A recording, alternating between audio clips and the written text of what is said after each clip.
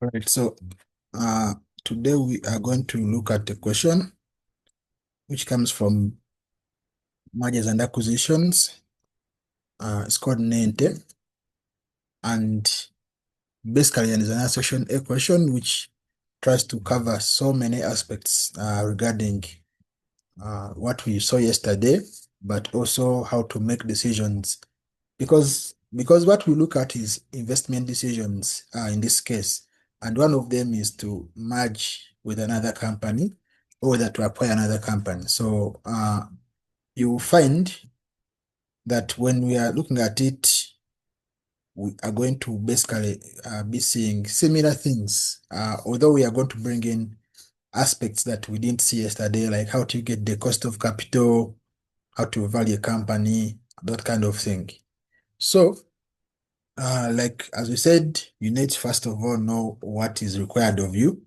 And of course, when you look through here, you see that this is another 50-mark question, which requires you to first of all explain why synergy might exist when one company merges with another or takes over another company.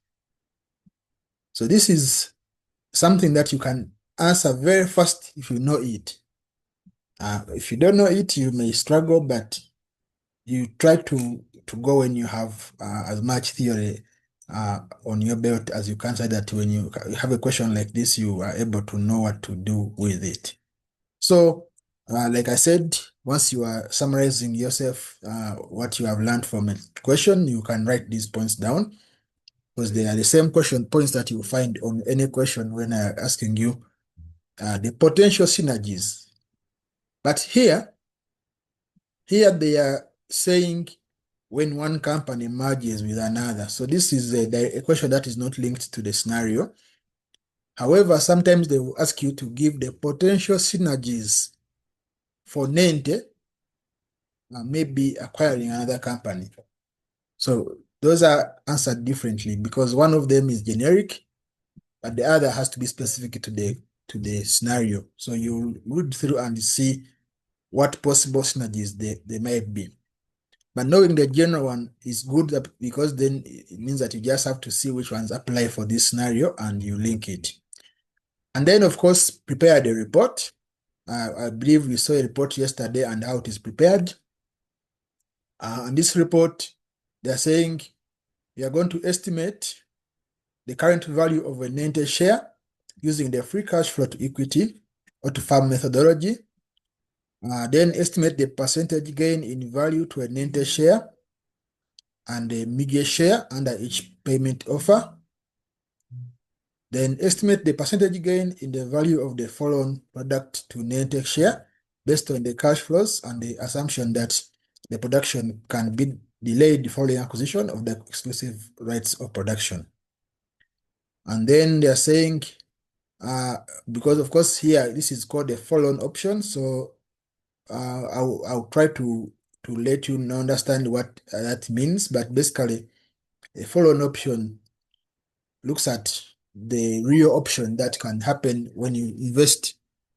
So we look at what we call the BSOP, which is the Black-Scholes option pricing model. And in the exam these days, you don't calculate this, but you are given a calculator, which you basically just use to calculate that. I don't know if I have access to it. I'll try. If I don't, I'll basically show you how you deal with it in the exam. Then I can prepare to share with you a spreadsheet that has that emulated there so that you know how to deal with it in the exam.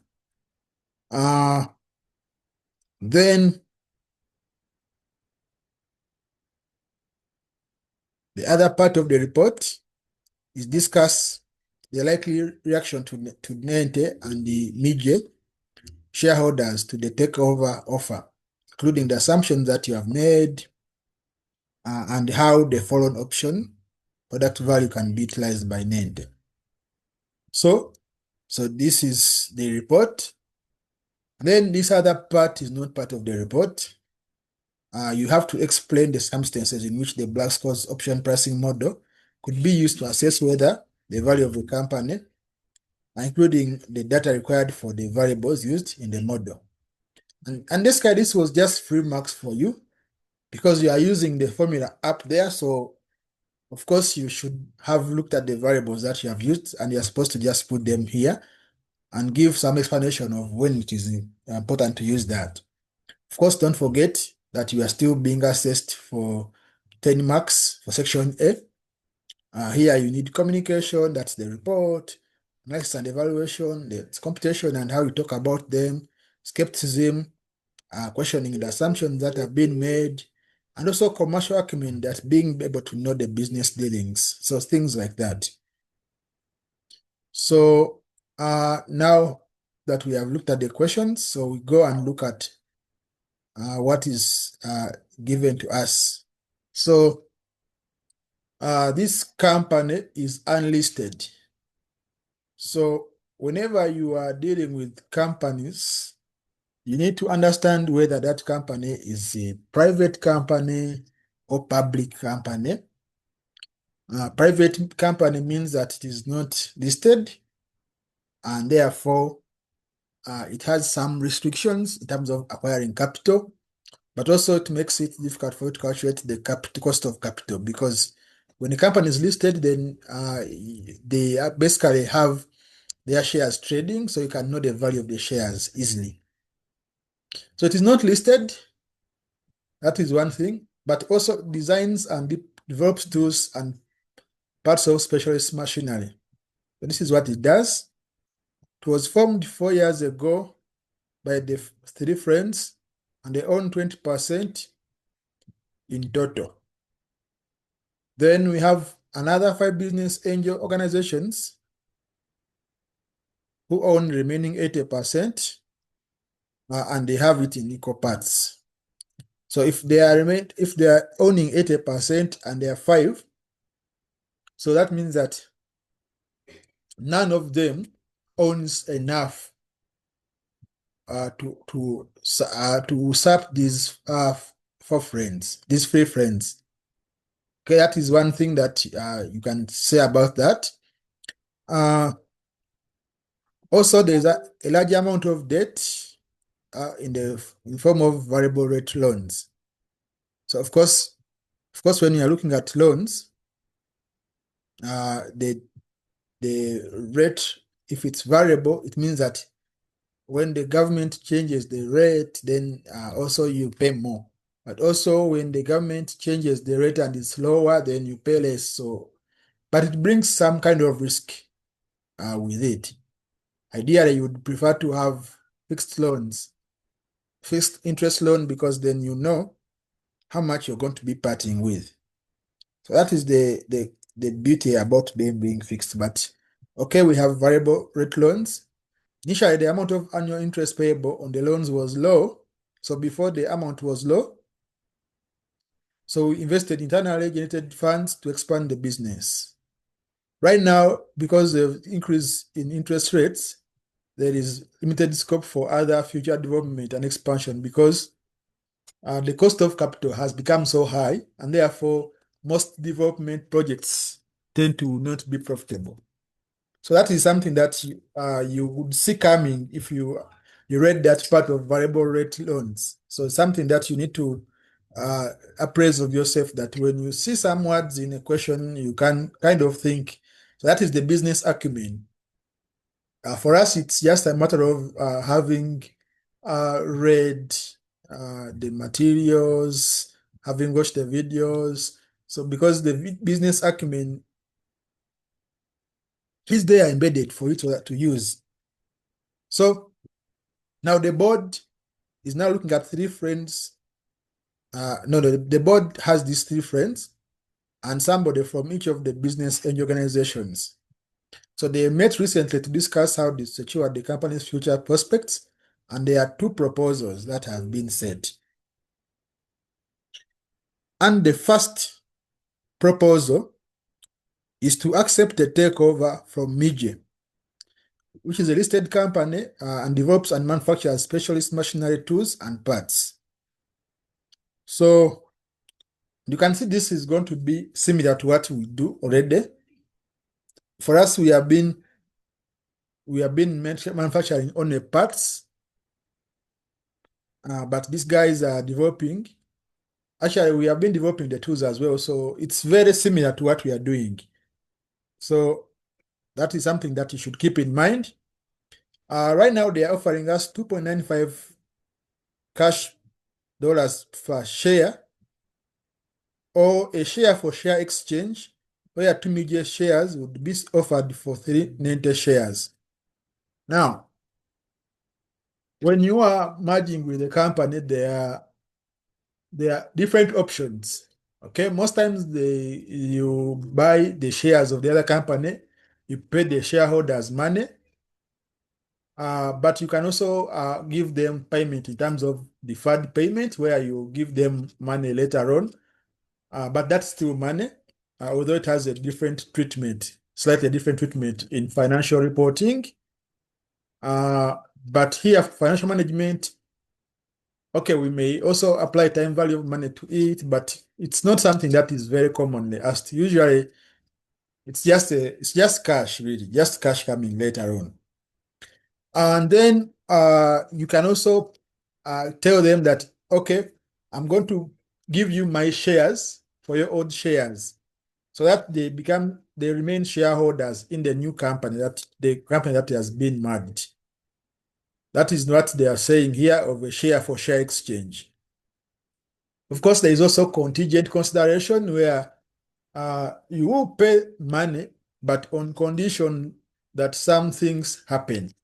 And those things are the ones that make it contingent. So, and the things could be maybe if the company can make profits for the next 3 years, then you pay them another sum of money. Uh, so that is the first proposal, is to take over.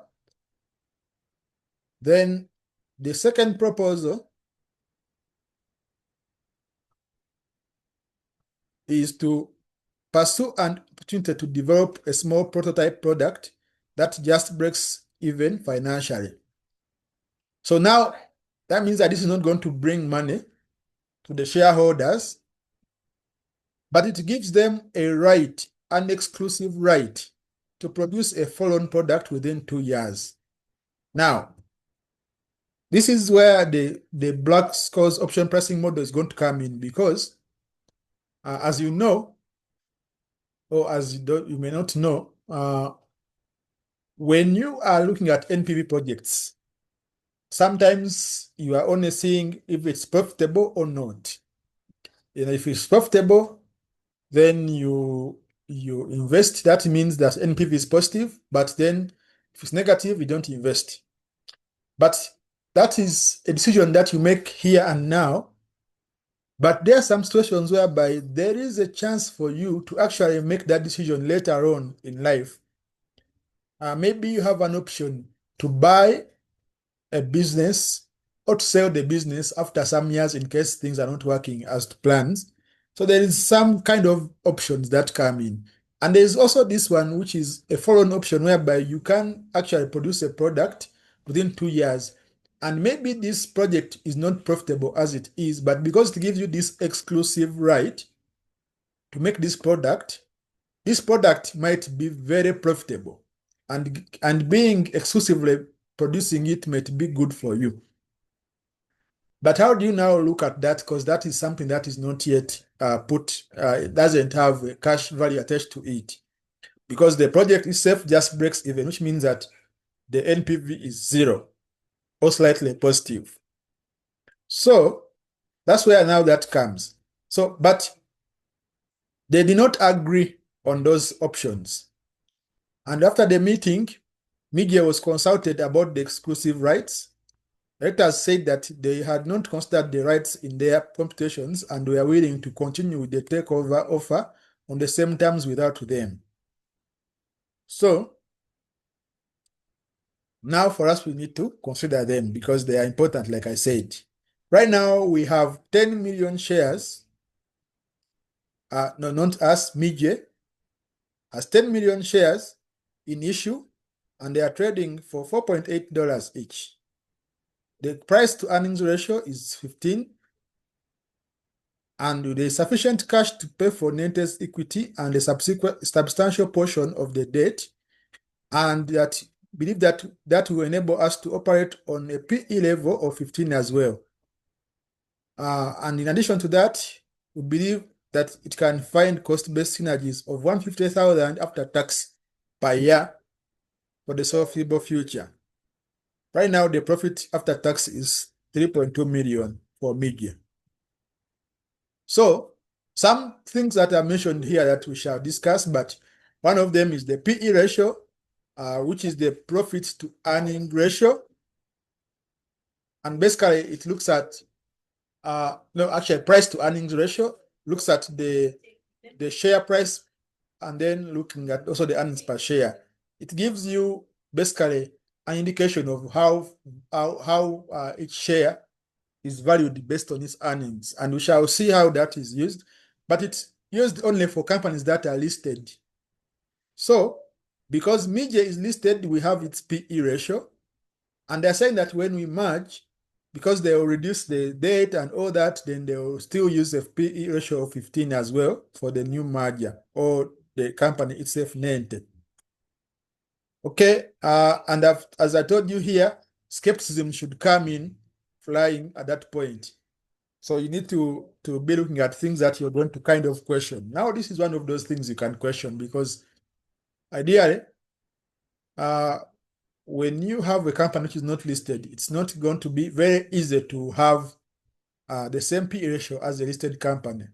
So you may think of discounting that PE ratio downwards by maybe a given proportion.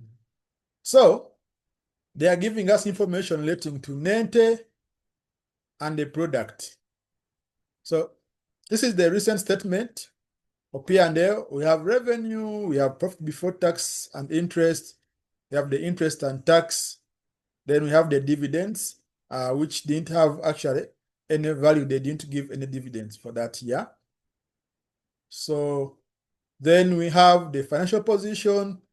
So we have the current assets and then non-current assets.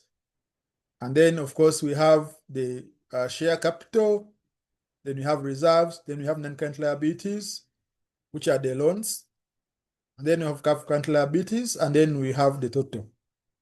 So this is the financial, which is going to help us value our company as of now.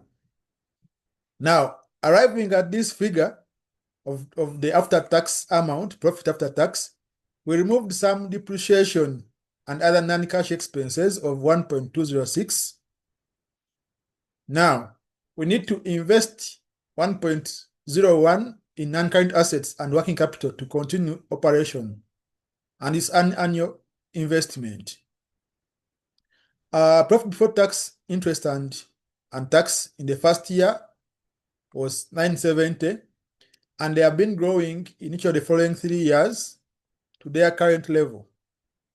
The cash flows grew at the same rate as well, but it's likely that this growth rate will continue, reduce 25% of the original rate for the foreseeable future. So they are giving us information about the profit before interest and tax, and how it has been growing.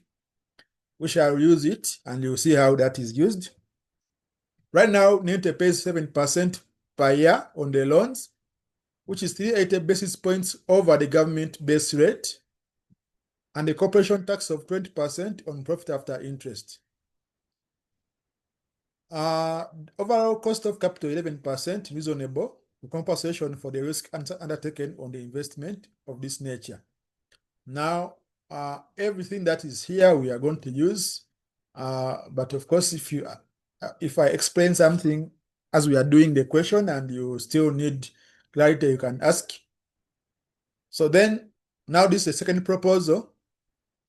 So investment is 2.5 initially, then the cash flows and the present value of the product over the 5-year life has a volatility of 42% and standard deviation.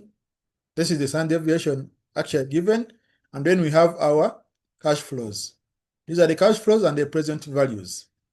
So they have kind of done some calculations for you here to save you from doing a question which takes 4 hours to finish.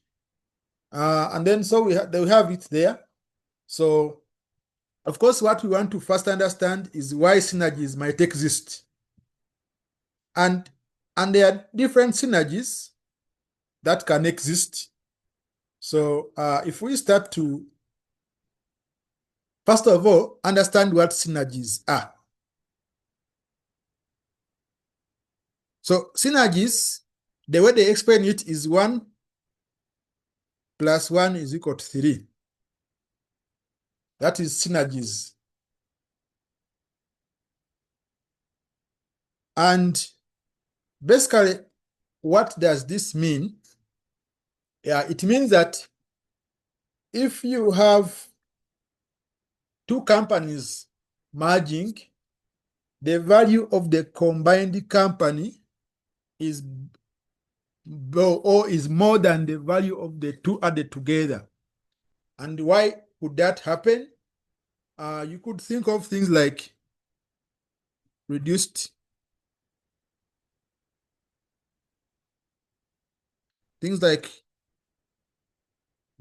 HR costs. Okay. And of course, maybe you may not see at the moment why that can happen. But let's say you had HR departments in each of them, and now that you have merged, you only keep one, so you save. Okay. Then you can have things like economies of scale. Right now, I'm just listing them in no particular order. And I'm going to explain to you that there is actually a classification of these.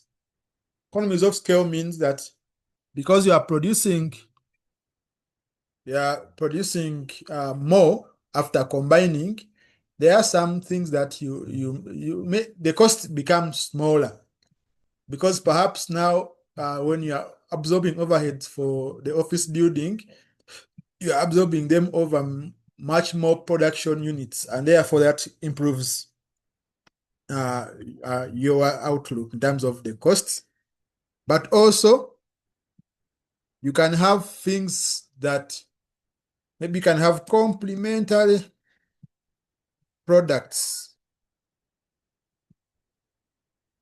So, excuse me, imagine that you have these two companies were selling products that were probably competing with each other on the market, but because you have merged, you find a way to make them complementary such that instead of having to buy one or the other, now the person who buys them both, because you have created a situation whereby they are supposed to work together.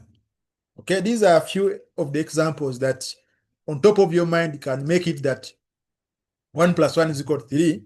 But there is one that I don't want to forget to mention, is what we call, I'm trying to figure out how to call it, but imagine your company had the issues with getting, they called not economies of scale. We already have economies of scale. Let's say those two companies were having a debt structure which was causing issues, but one person has cash. So when you merge, then you have capital. Okay, we shall see how to term that. But these are some of those that we can think of. And now you can actually also have what we call economies of scope.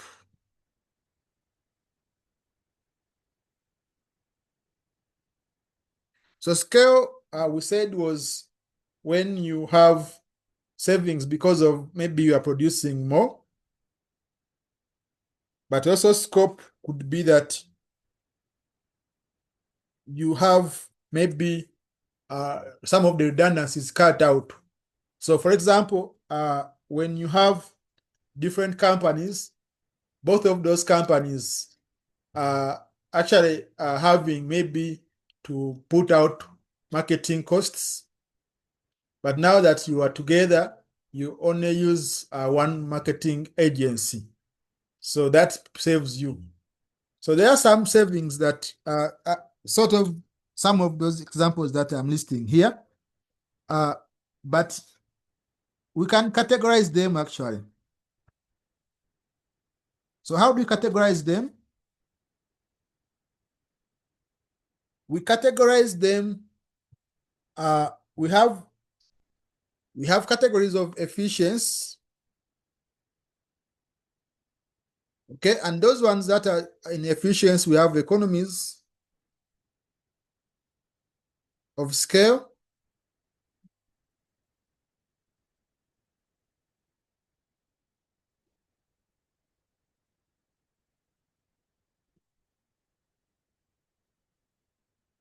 Then we have economies of scope. So this is how you can categorize them. And remember, you are doing this for 6 marks. So when you are doing this, you first explain what synergies mean and the reasons for having them. Then you can give this one like 2 paragraphs to explain efficiency. Then you can have financial. And financial, this is where now like you can come and say, maybe, first of all, the bigger you are, the better it comes when it comes to getting finance. So ease of getting finance. And now in this case, you can say, for example, by becoming listed.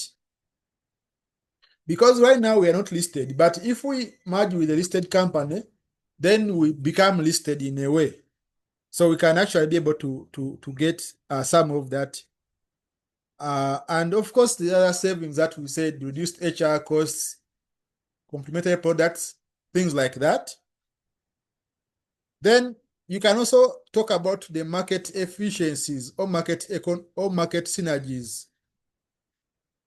So when you merge with your competitor, like how this case is, so you actually corner the market, or it can expand market share, which means that instead of the people buying from your competitor, now they are buying from you because you have absorbed your competitor. So that also is the way that you can get some of these synergies. And other ways, really. But at least for now, these are sufficient to get you the 6 marks. So that is the first part. Second part now wants us to write a report. Did I hear a question?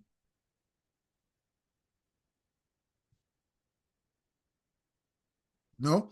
Okay. So second part wants us to write a report. And as I said, for the report part, you want to go to the Word document and you write a report. Okay, and that report should have a title, which means report to board of directors of Nente Co. Then you put the introduction and you say this report estimates the value of Nente share using the free cash flow to farm methodology, estimates the gain in terms of value for the net shareholders and the major shareholders under each payment offers, and gives the gain in terms of the foreign product that we shall actually produce. Summarizing all the 3 things, in fact, there are 4 things, all of them summarized somehow in that introduction. And then you can try to create subheadings of these questions so that you don't forget to answer any of them. So that when you are writing within those subheadings.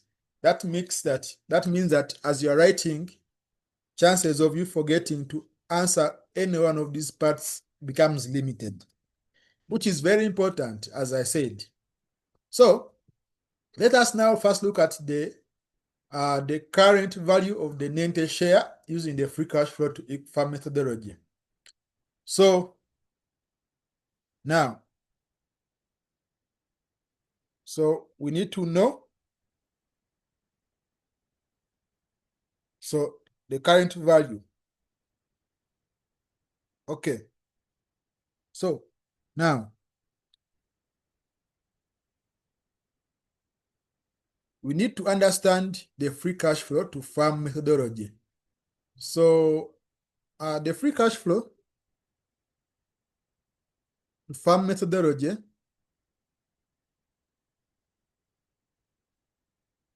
what it does basically is that when you got the financial statements, the financial statements basically give you the assets, liabilities, equity, but also the revenues and expenditures in the profit and loss statement. But those are not cash flows.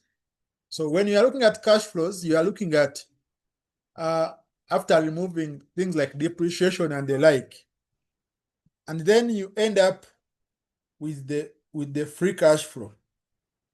Now, free cash flow to farm, because free cash flow can be shared in two ways. Either you're going to give it to the shareholders, that is free cash flow to equity, but also you can be paying it to the debt holders.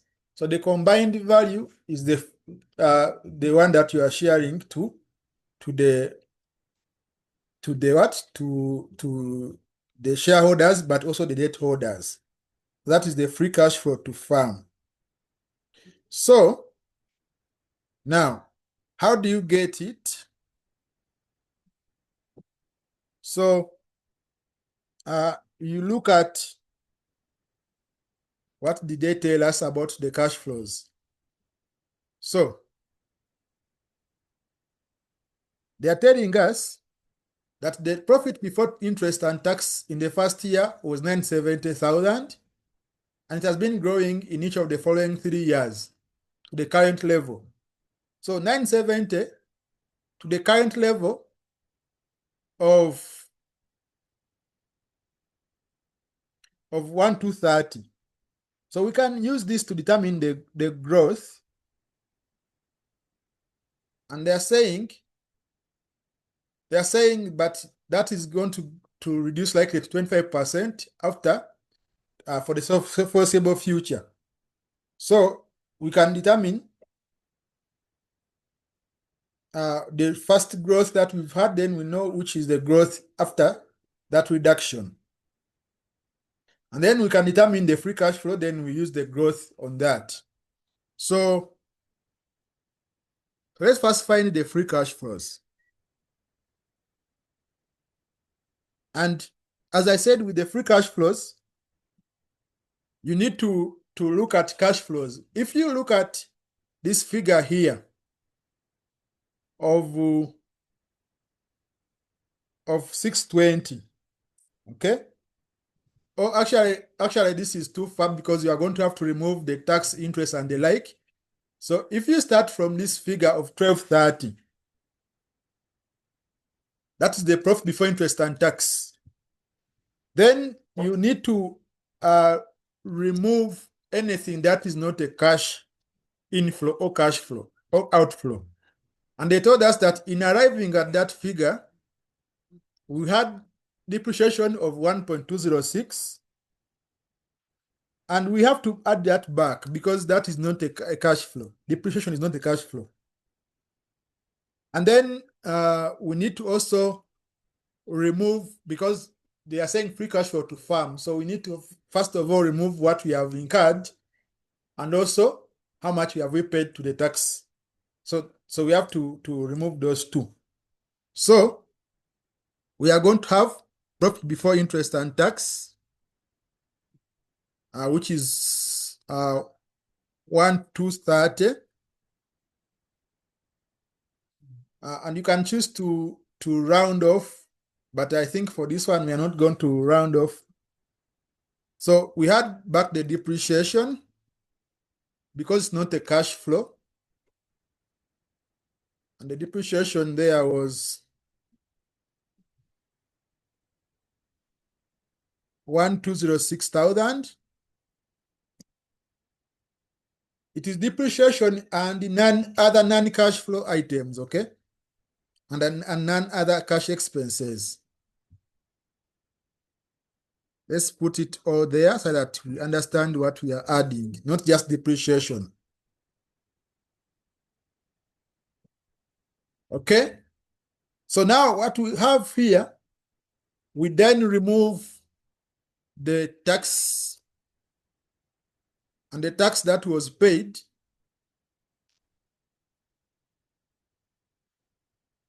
So when you are doing the tax, don't come and pick this figure of 155, because this tax has been calculated after removing interest. But we want to calculate tax before interest, because in AFM and even FM, when we are dealing with net present value, we don't consider the interest, because interest is it's a cash flow, but it is catered for by the discount rate.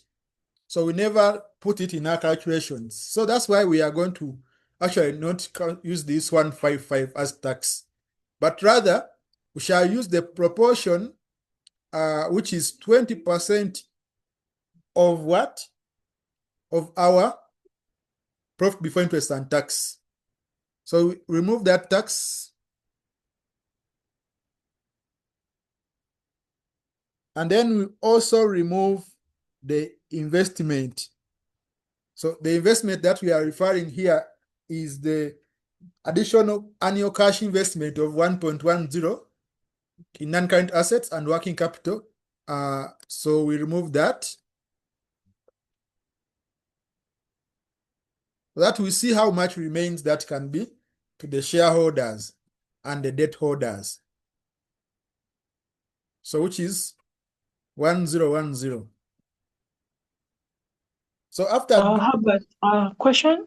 How yeah, are you getting the tax? the tax is 20%, okay, of the profit before interest and tax. Okay. Yeah. Okay.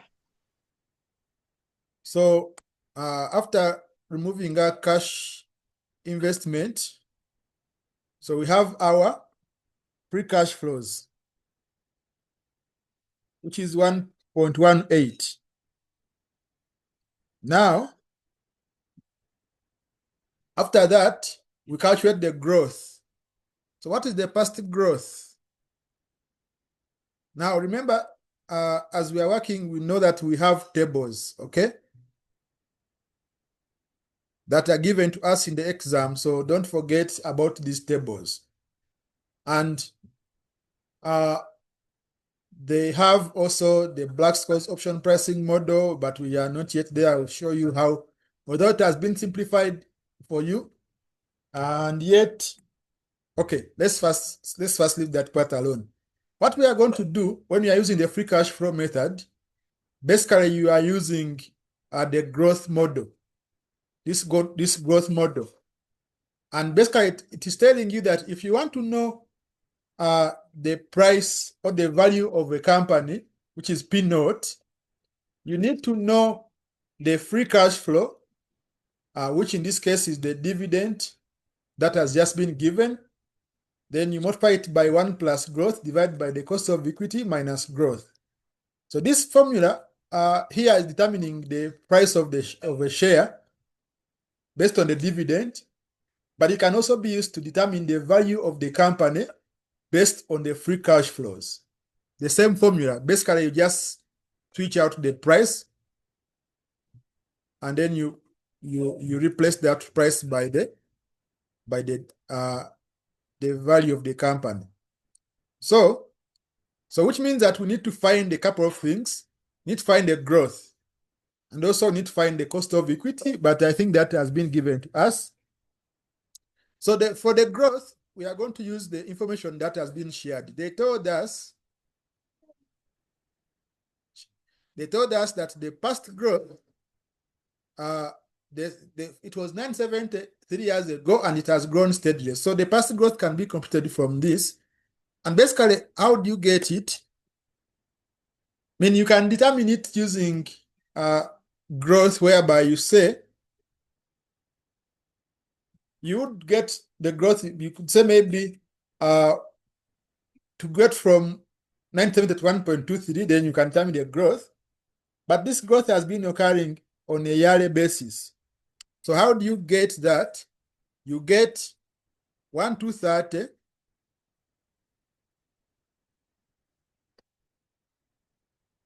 divided by the 970. Okay. But then you say power 1/3 because that growth has been there for the past 3 years. Okay. And what you get, before I show you how to deal with it, what you get is 108%. So to make the growth, you subtract 1. Okay, that gives you the growth. The past growth was about 8.24%. Then subsequent growth, they told us that it's going to be 25% of the original rate. So, which means that the subsequent growth is actually about 2.06%. That's the subsequent growth. So having known that, so we know the subsequent growth, and then also we know the cost of equity, because they told us that cost of capital is 11%. Okay, so that is the RE in this case.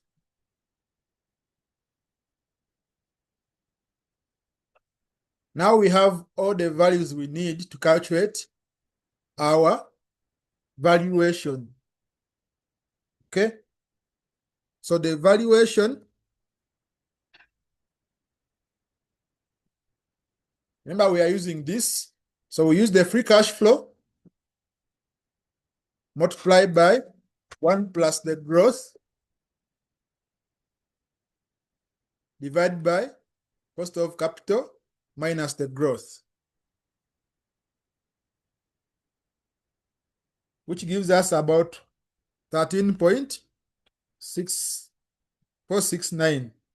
Okay, so that's the company valuation. But remember, we want to value the share, and this is the value of the entire company. So we need to get the value of the shares. So we need to get the equity value.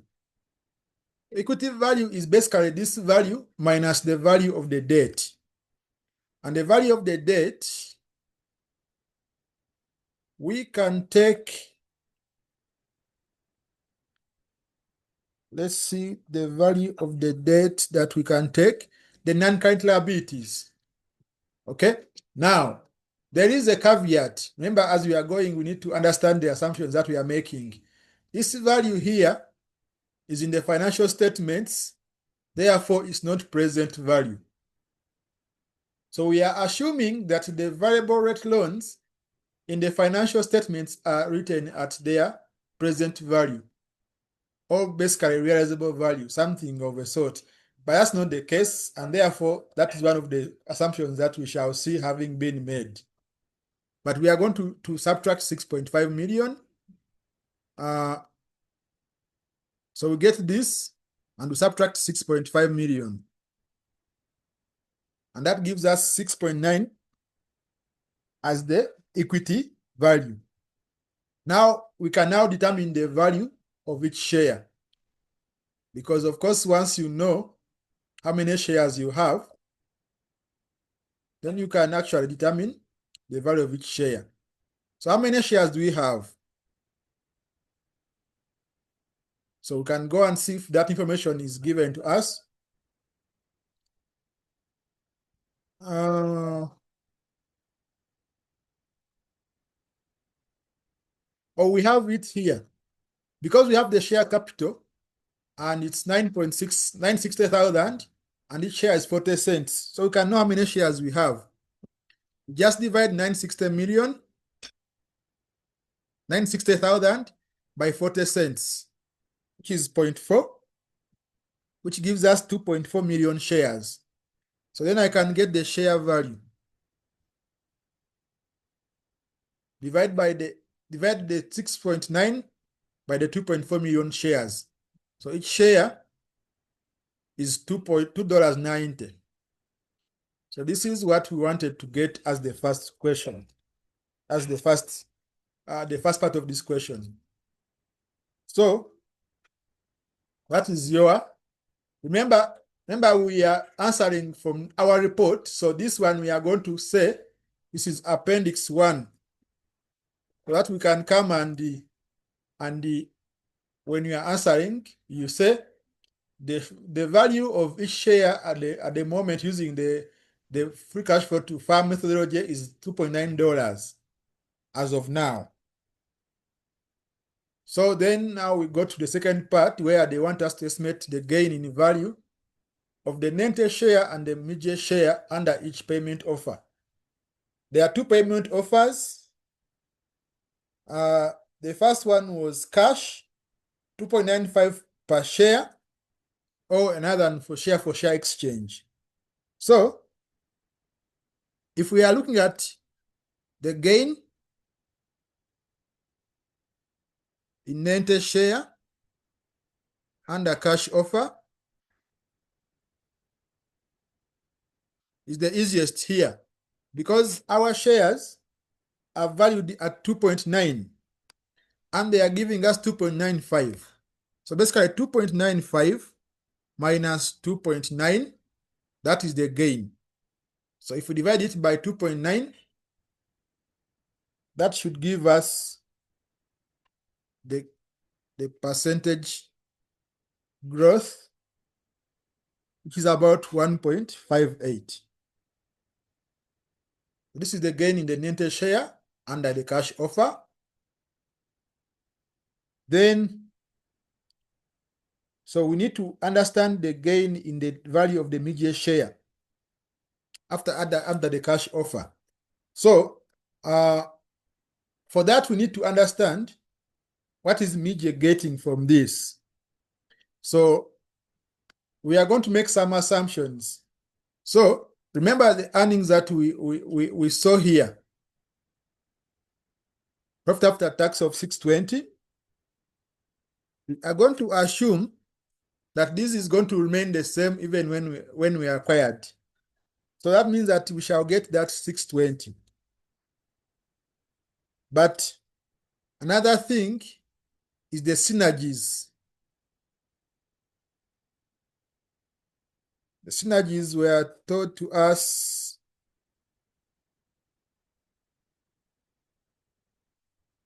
looking for synergies. 150. Okay. So those are the two other kinds of earnings that the company will get after acquisition. So additional earnings. So here we are going to calculate the gain in the Midge share under the cash offer.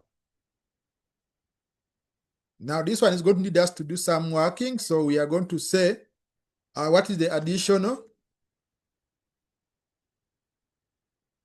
earnings, and as we said, is the 150,000 synergies plus the 620,000. And remember, we are assuming that we are making two assumptions here. The synergies are going to be annual, but also the 620 earnings that we had before are going to keep on coming. So, and that is an assumption that you need to mention as you're writing your report. So after getting those additional earnings, then you can now try to determine the earnings per share. So because we know that Midge has 10 million shares. So if we are earning an additional 770,000, so for each share, how much are we earning? So additional earnings per share is basically this 770 divided by the 10 million. So which gives us something about 0.08, okay, per share. So now it means that if we are looking at the PE ratio of 15, how much is that in terms of earnings? Okay. Or how much is it going to affect the share price? So increase in share price is going to be the PE ratio, because remember the PE ratio, as we said that PE ratio is equal to price over earnings. So if I want to get the price, I just multiply the PE ratio by the earnings. So I'm just going to multiply 15 by the earnings. So which gives me $1. Okay, which is $1.16. So for the 10,000 or the 10 million shares we have, so the additional value is basically multiplied by the 10 million. And you see, I am breaking it down here, but you could have computed this all in one cell, whereby you would have just done this, get this, and then multiply by 15 and also 10 million. That would have given you the additional value. Okay, that can come if you understand what you are doing. But of course, this additional value is not all coming from nowhere. We are paying 2.95 cash per the shares that we had. So we have to less the cash paid. And the cash paid, it was 2.95. For the shares, that was 2.4 million shares. So we paid 7 million to get that value. So therefore, the net gain is actually 4.47. So now if that's the gain, so now what is that going to be? So now if we are to look at it on a per share basis, so net gain per share is basically this divided by the 10 million shares that we have. So which becomes 0.45. In terms of percentage, we just divide this by the share price. What was the share price before? Let's see if that was given to us, 4.8.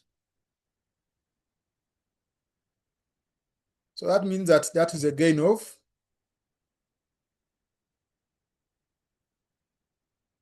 about 9.3%. This is now the value, the gain for each share of Midge. Now clearly you can see, you can create a story from here and say that the shareholders of Nente are gaining only 2.9 or 1.5%, whereas the shareholders of Midge are gaining 9.3%. So it is a little bit sort of one-sided in terms of the gain. So because you are going to discuss the options that are available, the cash offer, this is how it comes. And you can prepare to summarize this. You can say cash offer, then you put here Nente, then you put here Midge, and then the Nente, they are gaining 1.5, and Midge, they are gaining 9.3. Then the other option is the share for share. And now let's figure out what that's going to do, because then you can use those to discuss summary in the report and the link to the appendices, and you say appendix 2.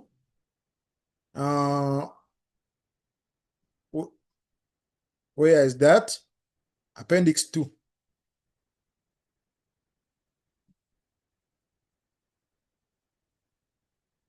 Okay, this is appendix 2, which looks at the value, the gain for Nente and also for Midge. So let's now do the share for share offer. Now the share for share offer, they told us that if we do that,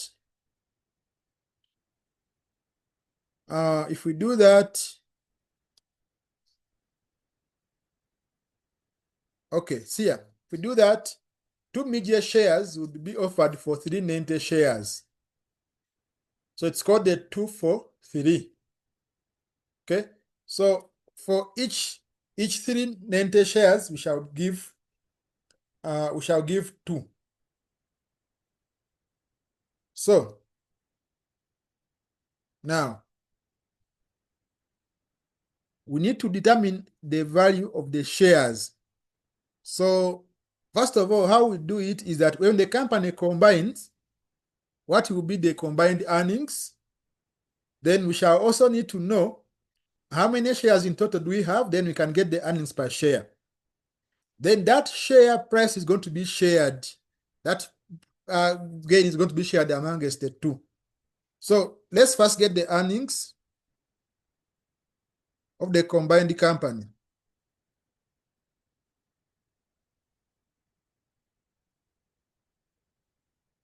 So now the combined company, remember we assumed that the 620, the one we saw up here, is going to be maintained.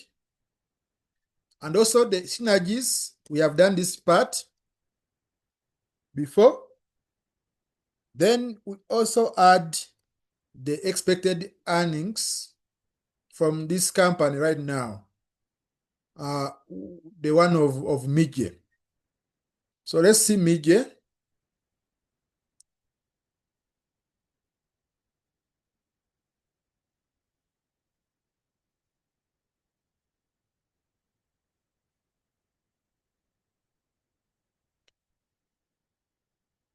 Okay, so we are looking for the value that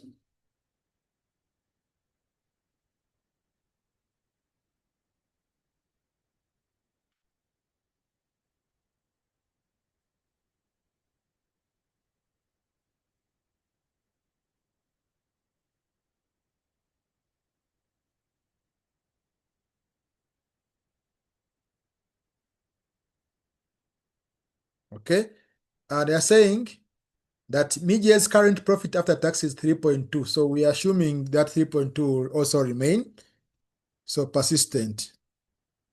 So basically that means that when the company combines, we shall have the earnings of the Nente, the earnings of Midge, plus the synergies that will be created.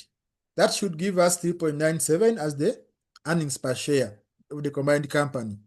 And then we need to know the total shares. Total shares will be the 10 million shares plus, okay, plus 2 for 3 times the 2.4 million. That should give you the total shares. Okay, I hope that is clear. Then we can get earnings per share as the earnings divided by the share, the number of shares. So basically, it means that for the whole company, the earnings per share is going to be 0.34. So that is the earnings per share. Now, it means that we can now know the share price of the combined company. How about quick clarity? So the 0.34 is the earnings per share for Nente. For the combined company, because we are using the shares, we are using the earnings of the combined company and also the shares of the combined company. Okay. This is the earnings per share of the combined company. And then we can also get the share price of the same using the EPS using the PE of 15, which means that the combined company is going to have a price of about 5.13%. Now we can now use this to determine the growth, because it means for you to get this 5.13, the Nente shares, 3 Nente shares had to be given away, right? So for Mije,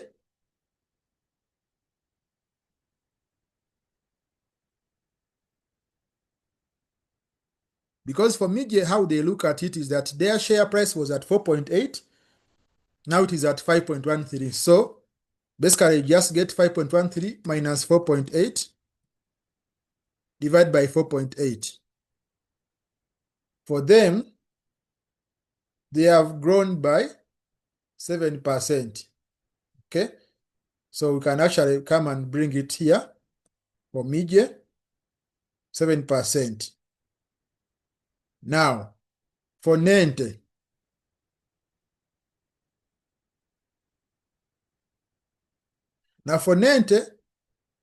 the share price was,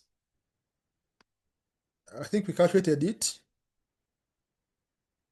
2.9. Okay, 2.9. But remember, they have given away 3 of their shares to get the new share that they have for Mije. So we shall have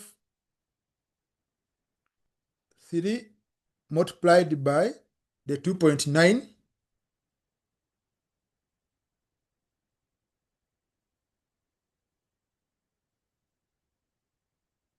So actually, we are going to we start from, of course, the 5.13. Then we subtract 3 multiplied by 2.9, because we are assuming that there is growth.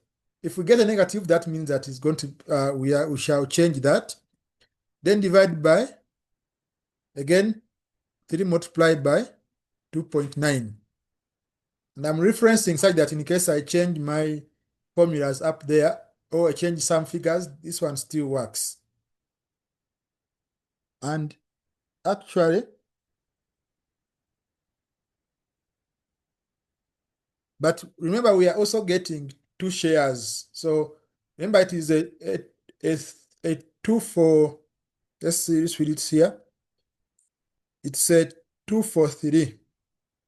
Okay, 2 shares of Mije for 3 shares of Nente. So by multiplying here by 3 for Nente, I also need to multiply this thing by 2 for Mije. So then to make sense, because then I am looking at a good comparison of what is actually being shared. And you can see that Nente gets a very good return here of about 18%. So you can see just from here that what is better for Nente, it is a share for share offer. But what is better for Mije is a cash offer. Although Mije is marginally sort of like in the same situation, whether shares or cash, but Nente suffers so much with its cash. Therefore, Nente would prefer that they give them a share for share exchange. Now, there is a problem. Because they are strapped for cash, they may choose to want to get the cash. Okay, some shareholders want to be paid because they may not want to again continue being shareholders in the new company which has been formed. This is something that we are going to discuss as we are writing the report. But at least I wanted to point that out. So that is the second part. And we are going to also now look at the value of the follow-on product. Okay, so now the follow-on product, here we need to use the Black-Scholes option pricing model. Now, let's first lay out the Black-Scholes option pricing model.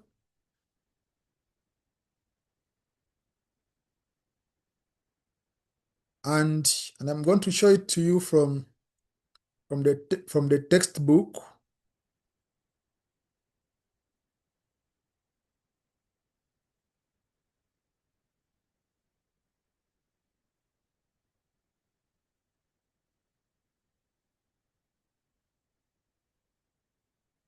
I'm not sure if they still, okay, yeah, they still keep the formulas that I want you to see.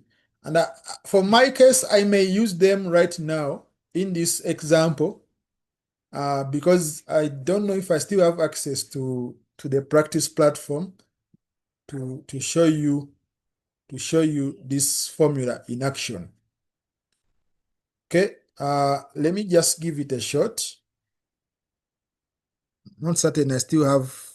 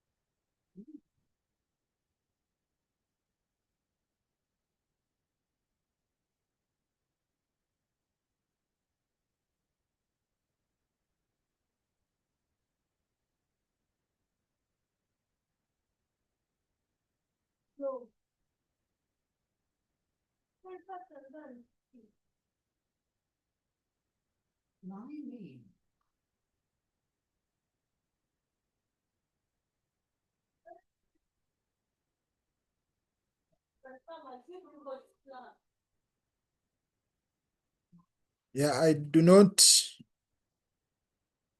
think I do not have access to it. So I'll show you, I'll try to get a spreadsheet that mimics it and basically show you how that works. But for now, what I'm going to do is to use the formulas. In the real exam now, you no longer have to deal with these formulas, but it helps to know them. So let's first lay down let's first look at the question and then see how it gets us to the option pricing model. They are looking at the value of the following option. So based on the cash flows and the assumption that the production can be delayed following acquisition of the exclusive rights of production. That is this option here. Here. Okay. So now, how do you deal with that? So what you do, you look at, because they have given us the cash flows. Okay. There is 2.5 as we are looking at present values. So we are looking at 2.029 and then 2.434. So the way it works is that you are saying these are the investment cash flows, the negative ones, and then these are the positive cash flows, the cash inflows. So you can actually determine, first of all, whether this on its own, for this foreign product, whether it is going to be profitable. So we can actually first get the NPV. So this is appendix 3, because appendix 3. So we can actually first get NPV of the foreign product without the option. And it's just basically the 3,950, oh no, rather 2,434 present value, 1,000 minus 2,029,000. So basically gives us 400,000. It's positive So we accept the project, okay? Although it is a small positive amount. So we can also mention that.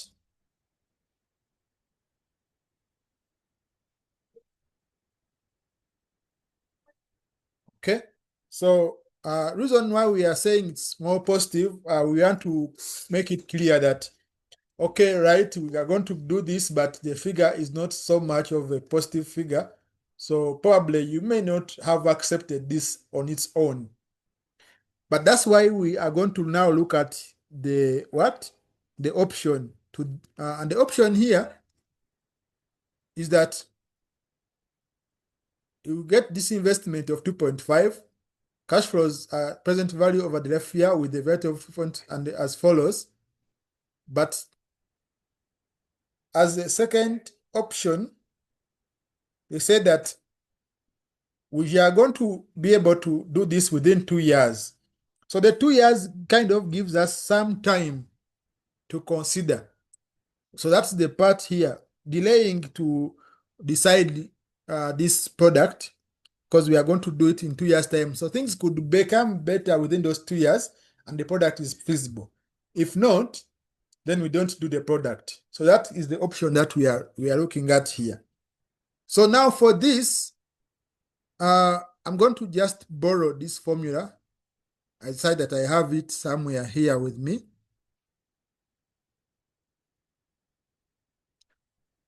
And I'm going to take, okay,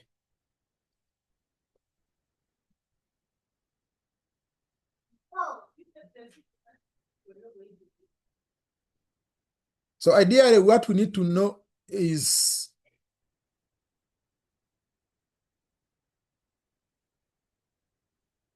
so this is the formula. So what we need to know is we need to know PA, we need to know PE, okay? Then we need to know R, we need to know T and S. And now after we know that, we can get N D1, we can get N D2, okay? And after we get that, we can get the value of the option. And of course, to get this, we need first of all find D1 and D2. D1 and D2. Now, so now PA is the current price of the underlying asset. So which is the positive cash flows? In this case,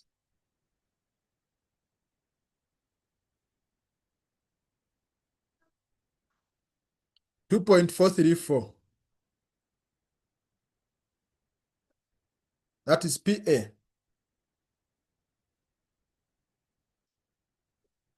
Then PE is the exercise price. So which is actually the cash outflow that we are going to incur. So 2029. Then now the R is the risk-free rate of interest. Now, how do you find that one? They told us that we are going to borrow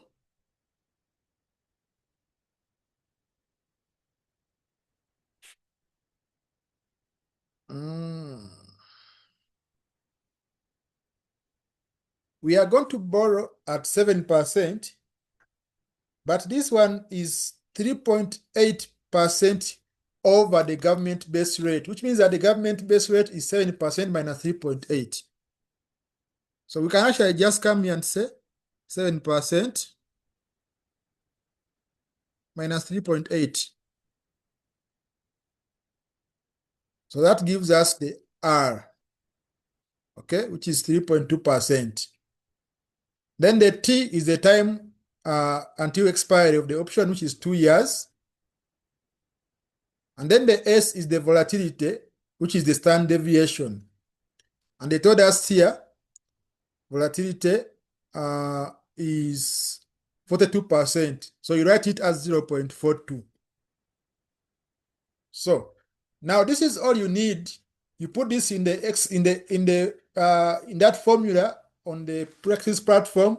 It gives you the answer without doing anything else.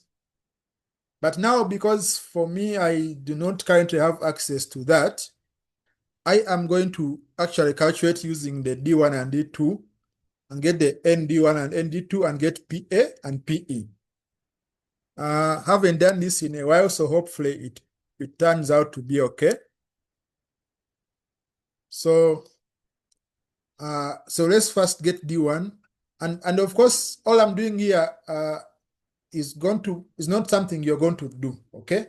So in case you don't know how to use these formulas to calculate, it's okay. Because all you need is to get this information, put it in the other spreadsheet, you get the answer.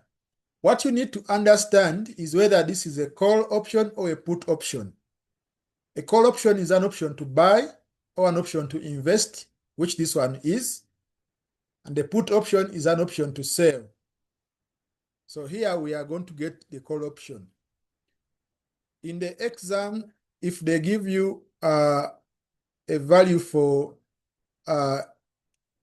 they want you to get a value for a put option, because this is the one that we are doing for the call option, then the put option also the formula would give it to you. Okay? And so let us see.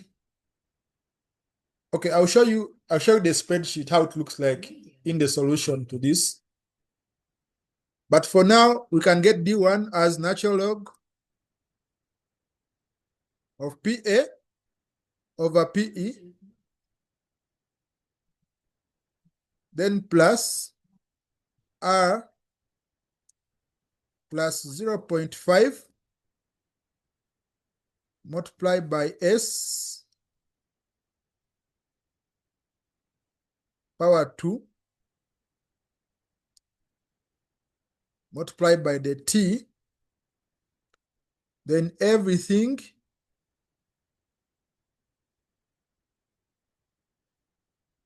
divided by S multiplied by root of T.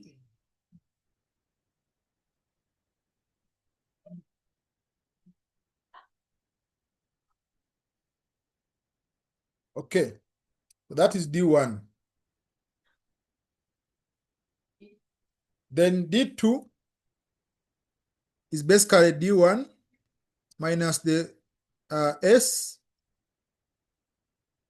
multiplied by square root of T.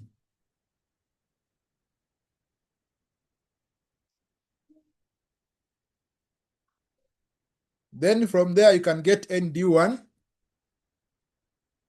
And I'm going to try to see whether I have a formula that gives me the N of D1. Because N is just normal distribution.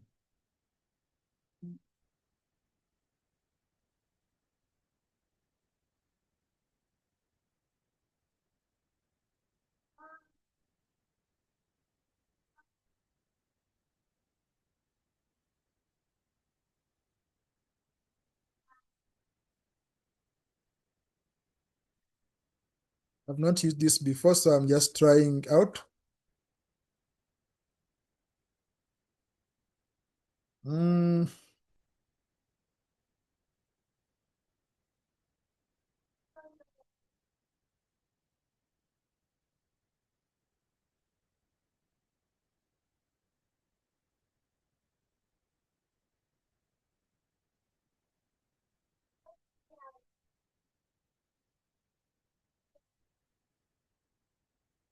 Then we do the same again.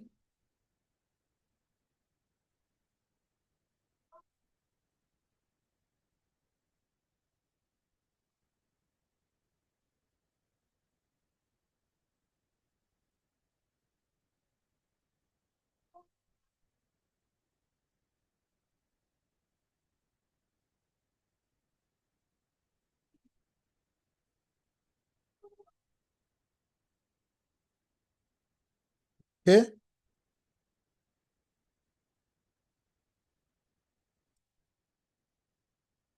Oh, sorry, the PE is 2.029. PE is the amount we invest, which is 2.5. Okay. Yes, we put 2.5. Okay, so we have our ND1 and ND2. Then we can get the call option, which is PA multiplied by ND1 minus PE multiplied by ND2 multiplied by exponent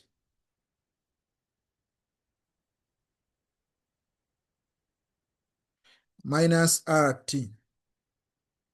And you can see why this was removed from the question, because this was not adding to your understanding of financial management. It was just forcing you to use crazy math.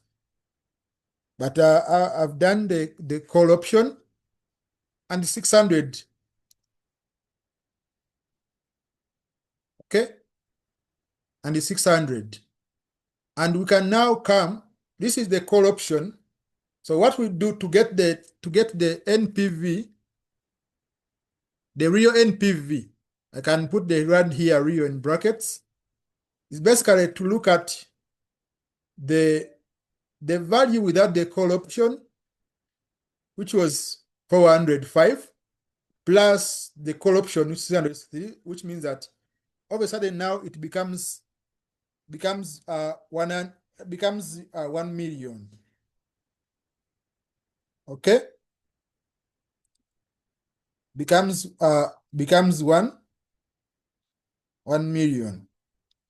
But here what they wanted us to understand is to understand the percentage increase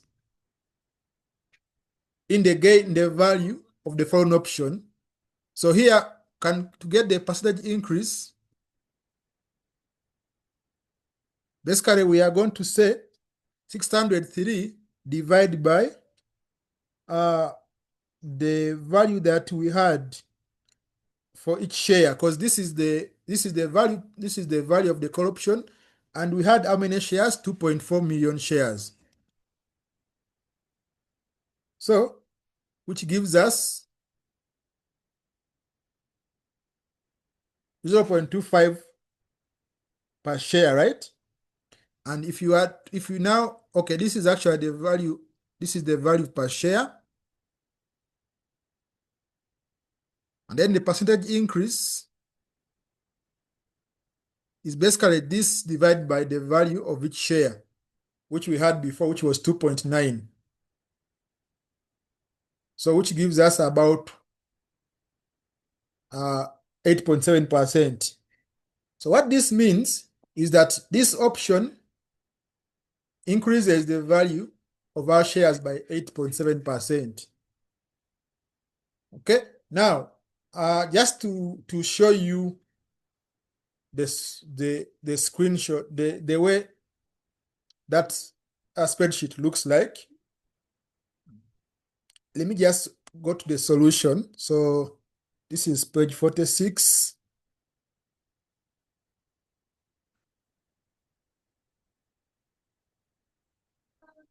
So this is how the spreadsheet looks like.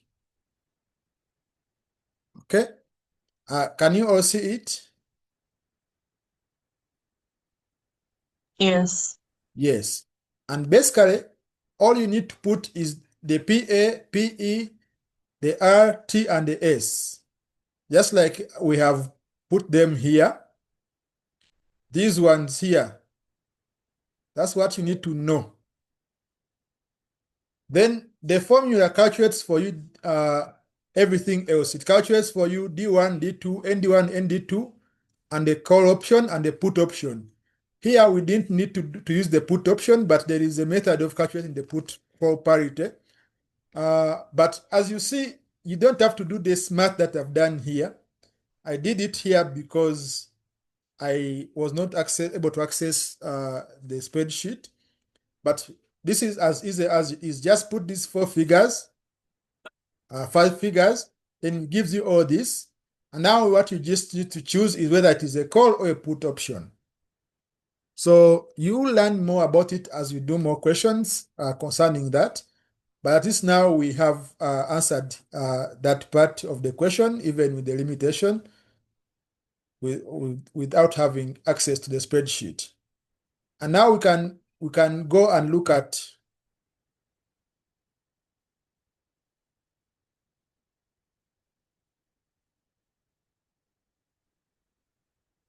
so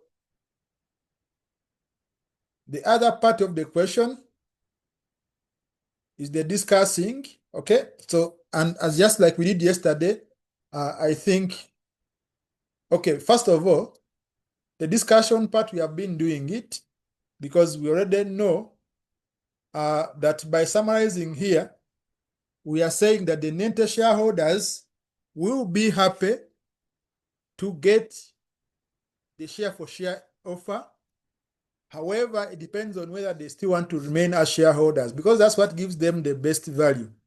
Whereas Midge probably would want to use maybe again also itself share for share, because it saves it from having to spend money right away. Because for it, it's not badly off between the two. The difference is just very small. The difference is just, okay, it's not very small.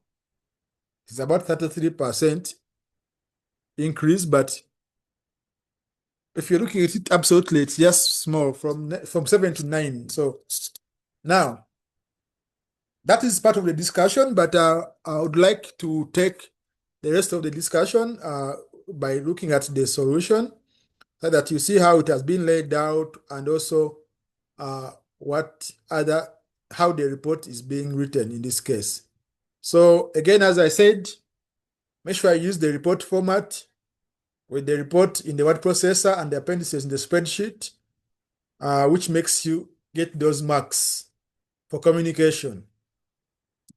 Now, the synergies we mentioned, so you will get time to read through if you want.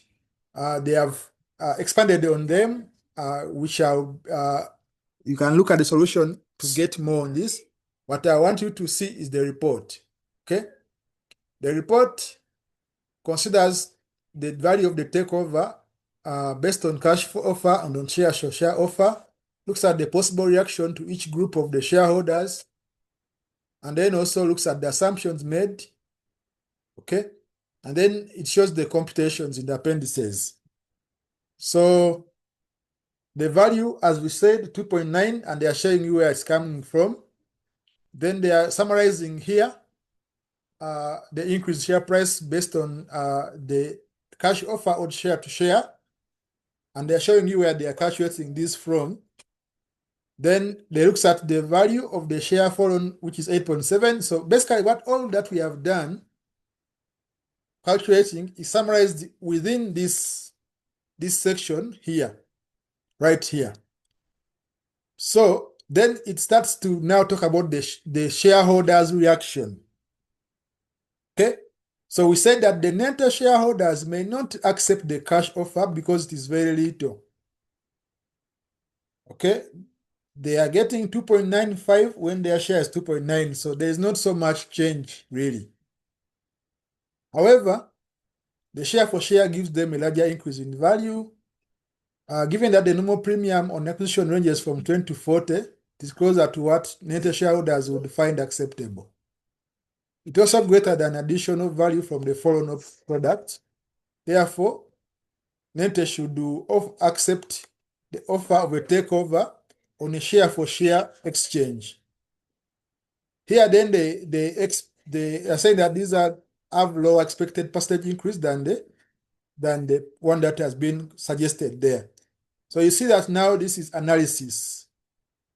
So they prefer, but the ones of media prefer cash so that they can maximize the price of the shares and also not dilute their shareholding.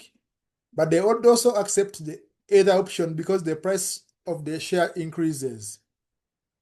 But they would probably assess whether or not to accept the acquisition proposal by comparing it with other opportunities. So media is listed. So this is not the only option that it has out there. There are other options. So they may consider looking at others to see whether they are giving it better or worse. And if they are better, then they choose that. The assumptions that are listed here, for example, they are saying they are using the free cash flow valuation model for calculating the value of the share for Nente, where they are using the growth rate, the cost of capital, and the period when the growth occurring, based on assumptions, of course. So also we have assumed synergies and also the PE ratio value. Then also we have assumed the option variables estimated and the assumptions that they would not change during the period before the decision. Then we are also basing the option on the possibility that the option will only be exercised at the end of the 2 years. Okay, so those are all assumptions that have been made. And these ones, you can see they are very specific to this question as opposed to the ones of yesterday, which were sort of general for net present value calculation. So also, they are looking at the foreign product initially, but then they also take the value of the foreign product, which gives them that growth of 8.7%. And then you can also see that they are linking it to Appendix 3 where the computation is done. And then they conclude. Okay? So that is basically how you answer this question. Then you bring the appendices. Those ones you can check and see how they differ or how similar they are to what we have done. And then they are telling you how the BSOP calculator is used.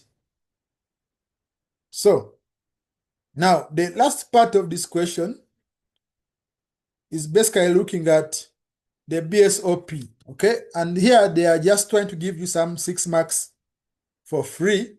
If you know the BSOP calculator, then therefore you know how BSOP works. So, and you can see here they are saying that it rests upon the idea that equity is a call option written by lenders on the underlying assets of the business.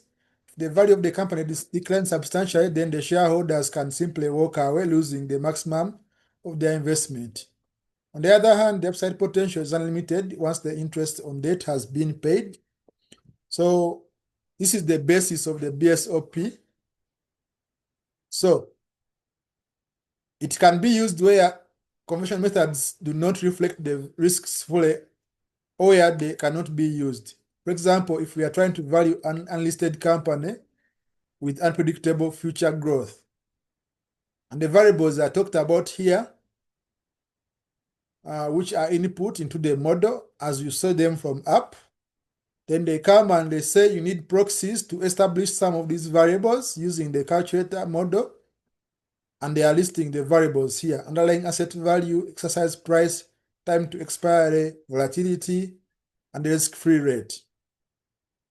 Okay, then they are saying exercise price, you need the date of the company for that. So, and we are looking at borrowing at 0 coupon debt, where you look at the discount bond. That's why we are using the risk-free rate. Such debt is not used as the primary source of company finance, and so we calculate the value of an equivalent bond with the same yield and term to maturity and the company's existing debt. Exercise price in valuing the business as a call option is the value of the outstanding debt. Then the proxy for the value of the underlying asset is the fair value of the company's asset. So basically they are telling you where those variables are coming from. And I know right now, as I'm reading through them, maybe they are not clear to you so much because you probably haven't maybe watched the video which has this, or you haven't read through the material for that section. So I'm going to ask you as part of the full understanding of the question which you have done today, is that you go and either look for the video that talks about options pricing from the videos that are on the platform, or you basically go and read through either the pocket notes or the notes themselves, and then just get yourself appraised. Because when you see where I went on the text This is all you need to know about Black-Scholes option pricing model with some calculations given to you and then the assumptions that it has. Okay, so that is something that normally they can ask these assumptions, so you need to know them. So basically, that's what I want you to do for today so that you understand the question. As I said yesterday, it's always a good idea to keep on to repeat this question by yourself. Try to see how far you can go. And then you can refer to the video that I'm going to upload on the classroom, or you can actually look at the notes or the answer in the question in the kit. So I don't know if you guys have any questions for me today.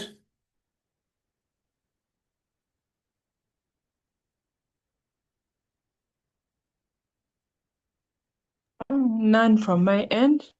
Yeah, I Okay. think I had not read most of. I had read the BSOP, but I had not read most the part for the mergers. So I think I'll just need to get time and read. Okay. So uh, you can look at this after, and then also the part that you said you didn't read, so that you can see it make sense for you. And then I'll be seeing you next week. So, of course, as I said, for the questions that we have done together, and many more questions that are already answered on the platform, because I looked through advanced investment appraisal, for instance, and all of these questions are out there in those videos that we have on the platform, and we did this one yesterday. So that means that that part for section A is covered. And same applies to, okay, not all of them for this, but we have pursuit on there. I think we have Chikepe, we have done Nente. I think we have also West Pale. So that means that also this one, section A wise, what you can go and look at those videos. As I said, you can first do the question and then do the video, or you can do the video and do the question, whichever.